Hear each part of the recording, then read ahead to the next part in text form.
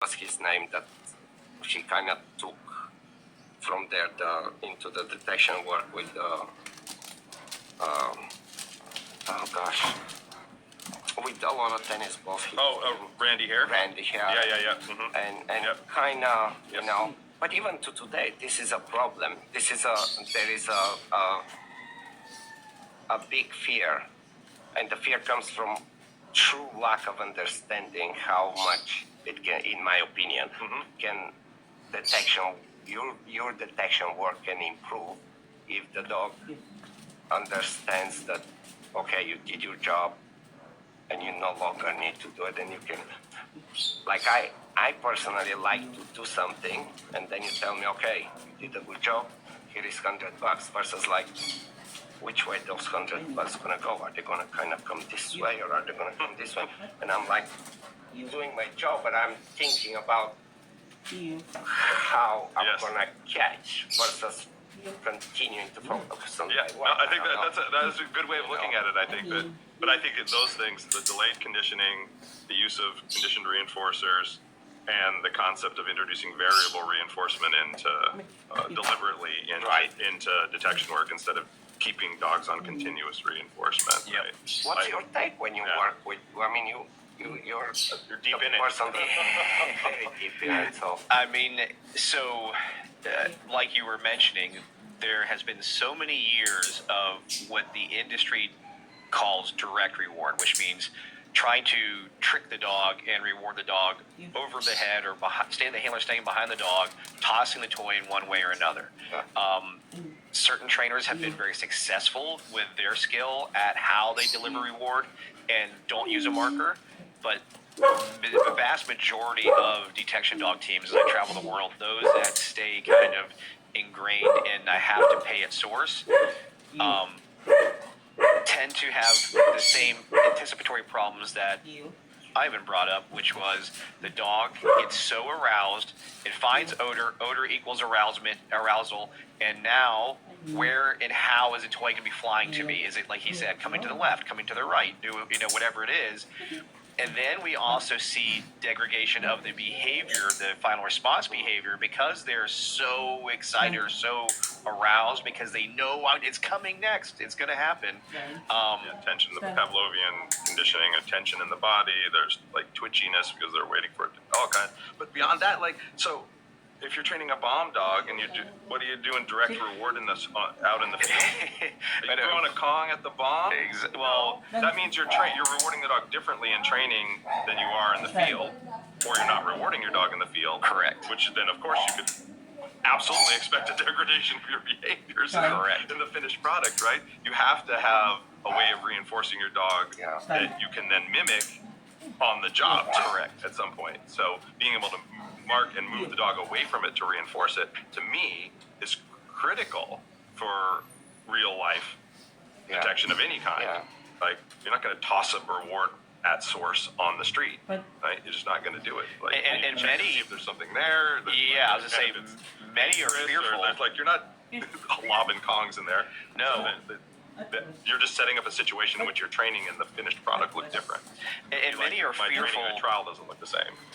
Yeah, well, many are fearful that if they rewarded on the actual deployment, what if I rewarded for something that wasn't the target odor? That's part of that fear. So added to that fear is I don't reward on actual searches because I can't confirm. So then the famous saying that is used all the time in the detection world is trust your dog, except for when it's real. except on the job. And my thing of it and then they say, well, trust your dog, verify the training. Okay, well, if I've done, and back to the main point that both you guys are agreeing on, is training and reality need to look much more similar than different. The closer you get to the job. Yeah, there needs to be a good blending of these things, so therefore, to the point that everybody, whether you're concerned or not, that there's a odor there, a safety aspect like explosive, at least with the use of a conditioned reinforcer, the dog hears this signal that could predict reward, but then goes into the next part of the question, which was variable reward schedules.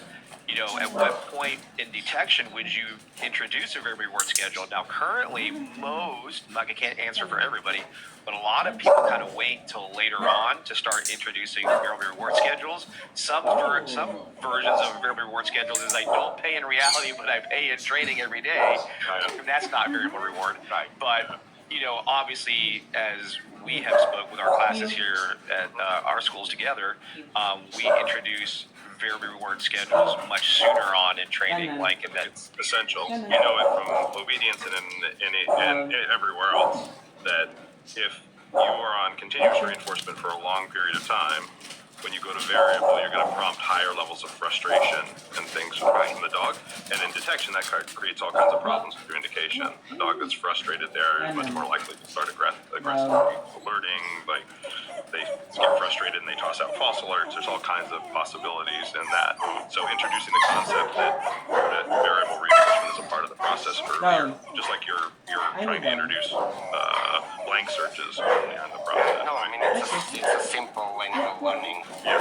You know, it's like if you stay on continuous for that long and the dog now is accepting, that's how we do it. And you try it then to go into a random schedule. You're basically changing the reinforcement schedule. But because of that long time of staying in continuous, the dog doesn't think, oh, we're changing to random. It's like, no, this is becoming extinction. Where is my toy or where is my food? Right? It's like that's burst of like disobedience and frustration because they don't. Yeah. So you signed a contract and you're violating it now. Yeah. But you know what? There is one other thing I want to have you to hear, even actually you guys, because it's interesting to me. And that's the legalities of you know, being in anything to do with, you know, agencies that deal with legal issues, and they do. One of the things that always seems to come around as defense of why we don't use release is because if we let the dog work all on its own, always on its own, then it shows that we are not influencing, and then somehow you can justify it better in court. But if you